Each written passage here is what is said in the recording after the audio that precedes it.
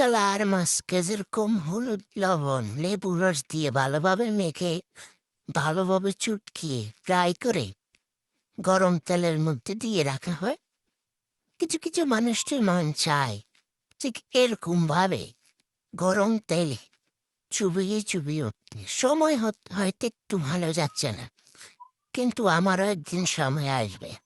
আমার পেছনে পেছনে যারা ভালো মন্দ আমার খারাপ কথা বলেন, আমার বদনাম করেন, মন চাই ঠিক এভাবে মাছ ভাজার মতো উল্টিয়ে পাল্টিয়ে গরম তেলে চুবিয়ে চুবিয়ে নিতে। কোনো একদিন ইনশাল্লাহ আমারও সময় আসবে, ঠিক তখনই আমি ঠিক এরকম ভাবে আপনাদেরকে তেল ভেজে খুব মচমুচে করে উঠিয়ে নেব। এখন সময় হয়তো খারাপ যাচ্ছে, তাই বলে কি একদিন সময় আসবে না? ঠিক আসবে সময়, কারোর জন্য থেমে থাকে না। মাছগুলোকে ঠিক করে বাঁচতে পারতেছি না, আর আপনাদেরকে তো দূরে। তাই সময়ের অপেক্ষা করতেছি, যখন দেখব ভালো মতো মাছ ভাজা শিখে গেছি, তার মানে আপনাদেরকেও ভাজা শিখে গেছি।